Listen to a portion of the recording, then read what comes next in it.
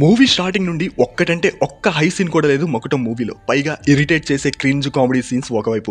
ఇలాంటి మూవీనా నువ్వు own direction చేసే విషయాలు బ్రో అనిపించింది. ప్లాట్ లైన్ వచ్చేసి కృపాకర్ ఒక మెడికల్ రిప్రజెంటేటివ్ వర్క్ చేస్తూ 35,000 జీతంతో భార్య జమున 2 పిల్లలతో ఫ్యామిలీ బండిని నడుపుతూ ఉంటాడు. అయితే పెళ్లికి ముందు కారు ఉంటేనే తన కూతురు నుంచి పెళ్లి చేస్తాను అని జమున తండ్రి కండిషన్ పెడతాడు.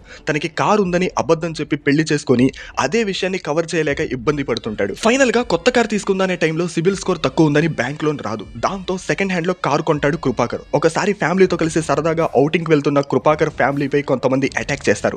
ఆ అటాక్ లో భార్య కూతురు మరణిస్తారు. కొడుకుని కాపాడుకునే టైంలో కృపాకర్ ఆ రౌడీస్ ని చంపేస్తాడు. అసలు కృపాకర్ ఫ్యామిలీపై అటాక్ చేసింది ఎవరు? కృపాకర్ కి గ్యాంగ్స్టర్ లింగాకి ఉన్న సంబంధం ఏంటి అనేదే Makutam concept. Performances wise Krupakar character బాగానే చేశాడు విశాల్. బట్ గ్యాంగ్స్టర్ లుక్ ఎందుకో సెట్ అవ్వలేదు. కబాలీ గెటప్ విశాల్ కి వేసినట్టు అనిపించింది. పైగా అంజలి చనిపోయే సీన్ లో Vishal acting trolling material feel ఇస్తుంది. స్టోరీ వైజ్ కొత్తగా ఏమీ అనిపించదు. అప్పటి నాగార్జున వారసుడు నుండి ఇప్పటి విజయ్ లియో వరకు చాలా మూవీస్ రిఫరెన్సెస్ ఉంటాయి. డైరెక్టర్ గా విశాల్ అన్ని రకాలుగా ఫెయిల్ అయ్యాడు. బట్ రెండు ఫైట్ సీన్స్ బాగున్నాయి. ఫస్ట్ హాఫ్ లో వచ్చే forest fight scene and pre climax లో వచ్చే action block. Run time 3 hours పైనే ఉండడం మరో మేజర్ మైనస్ పాయింట్. సో ఓటీటీలో వెబ్ సిరీస్ లా తీసుంటే బాగుండేది కదా అనిపించింది. ఇప్పుడు ఓటీటీలో చూడడం కూడా చాలా కష్టమే. ఒకవేళ మీరు ఫ్రీగా ఉంటే ఓటీటీలోకి వచ్చాక ట్రై చేయండి. చూశాక మీ ఒపీనియన్ ఏంటో కామెంట్ చేయండి.